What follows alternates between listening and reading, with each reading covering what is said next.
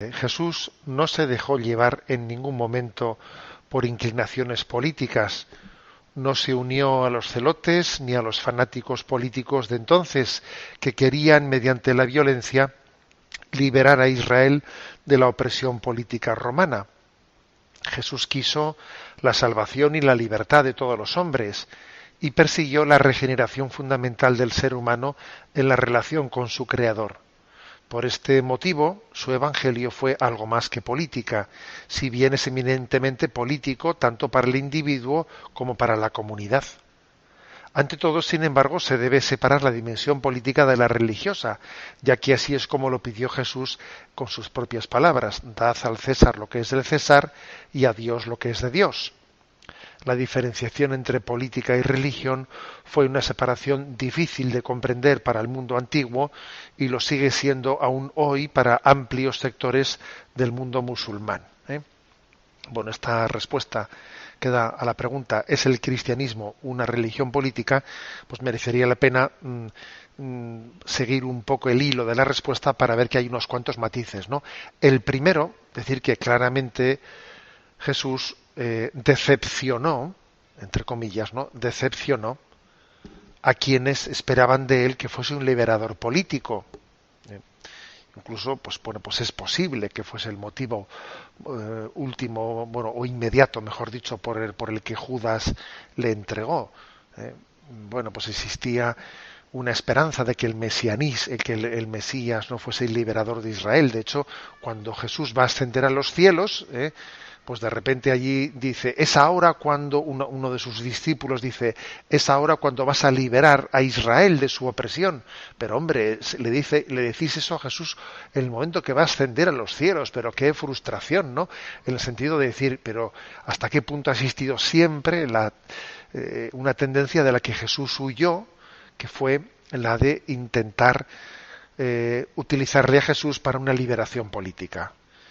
Y es muy probable que por eso Jesús también pedía sigilo, pedía silencio, cuando curaba, hacía milagros: no contéis esto, o sea, porque había una especie como de secreto, porque Jesús sabía que podía ser manipulado mesiánica, o sea, políticamente. Por ejemplo, cuando hizo la multiplicación de los panes, también hubo quien intentó, en ese momento le intentaron hacer rey y él se escapó. Bueno, hay una tendencia en Israel a que el Mesías que esperaban esté puesto al servicio de una liberación política de la que Jesús huyó claramente. Y eso pues suscitó muchas decepciones. ¿Por qué Jesús huyó de eso? Porque Jesús sabía que había una esclavitud, una alienación muy superior a la de los romanos. La verdadera esclavitud no es la de los romanos, no, la verdadera esclavitud es la del pecado. Y el pecado se puede dar en todo tipo de gobernantes, y el pecado se da en todo tipo de situaciones. Y cuando uno añora pues que me quiten de encima, ¿no?, este régimen político, etcétera, a ver, cuidado con pensar que tu esclavitud, que nuestra desgracia viene de un problema político. El problema político será un añadido, pero la esclavitud del hombre, la infelicidad del hombre, viene de un tipo de alienación mucho más sustancial, ¿no?, que la política, que es la que genera el pecado en nosotros. Y eso fue lo que Jesús insistió. Él ha venido a liberar al hombre del pecado, no de los romanos, del pecado. Bueno, que eso quiere decir que el Evangelio no entra para nada a encarnarse en las realidades de esta vida. No, no, no, en absoluto.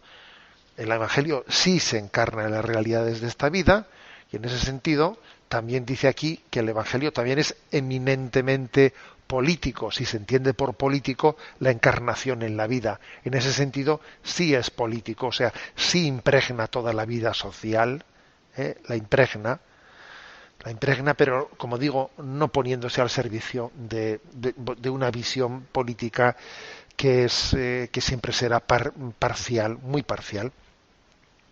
Y hay que decir que esto ha sido origen de algo complicado en toda la historia, ha sido algo complicado. O sea, cómo el Evangelio encarna, inspira, es levadura de la acción social, pero al mismo tiempo no se mezcla propiamente con las opciones políticas. O sea, ninguna opción política puede pretender que el Evangelio esté plenamente de su lado. O sea, no. El Evangelio inspira la vida social, la vida política, pero el Evangelio las trasciende al mismo tiempo. Entonces, ha sido un tema conflictivo el de la relación entre la dimensión religiosa y política. Aquella frase de Jesús, dad a Dios lo que es de Dios y al César lo que es del César, es una frase profética de Jesucristo en la que insiste, en la que bueno, parece que pone el acento en que debe de haber una autonomía ante el orden político y el orden religioso. Pero desde luego Jesús en absoluto pensaba que no tuviese que inspirar también la acción social, la acción política.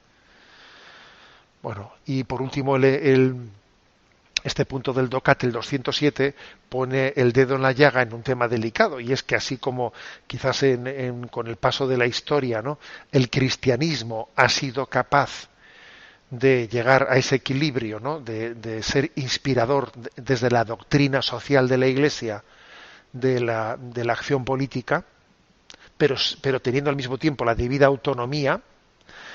Pues eso que el cristianismo ha conseguido, en buena medida también el Concilio Vaticano II ha sido un paso de gigante, ¿no?, en esta dirección. Sin embargo, el mundo del Islam pues tiene problemas muy serios. Hay amplios sectores del mundo del Islam en los que es dificilísimo pues comprender o poner las bases de la necesaria autonomía del orden temporal.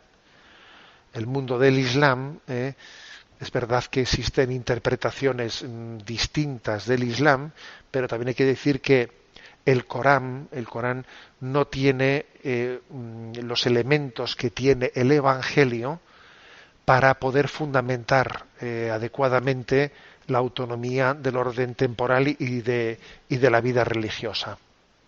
Cuando decimos autonomía no quiere decir que no tengan nada que ver una con la otra, ojo. En el cristianismo, repito, el Evangelio inspira la vida social y política, y eso es la doctrina social de la Iglesia. Pero al mismo tiempo, a Dios lo que es de Dios y al César lo que es del César. Sin embargo, hay que reconocer que en el mundo del Islam esto es más complicado. Es más complicado, no tiene el Corán como tiene el Evangelio los resortes tan desarrollados como para poder fundamentar ambas cosas, la de la inspiración de la vida social y al mismo tiempo la autonomía sin mezclarse las cosas, ¿no? Entonces la charía, etcétera, esa especie de pretensión de que haya una ley religiosa que se convierta en ley civil, pues es un problema. Eso es un problema muy serio porque hay una parte del Islam fundamentalista que aspira a que la ley civil sea la misma ley religiosa instaurada como ley civil. Y claro, pues es verdad que hay otras ramas del Islam moderadas que no pretenden esto, ¿no?, que no pretenden tal cosa, pero claro, el asunto está en que en el Corán las cosas no están tan fundamentadas, o sea, esa autonomía del orden temporal y religioso no está tan fundamentada como está en el Evangelio. Es que el Evangelio es es palabra de Dios. ¿Qué queréis que os diga? Es palabra de Dios, ¿no? Y por eso, pues es normal, es comprensible, siendo palabra de Dios el Evangelio, pues que en el cristianismo se haya llegado, ¿no?, sí, con todos los tropezones históricos que haya habido, pero se haya llegado pues a entender lo que es la inspiración del Evangelio de la vida social y al mismo tiempo su debida y necesaria autonomía para no mezclar las cosas.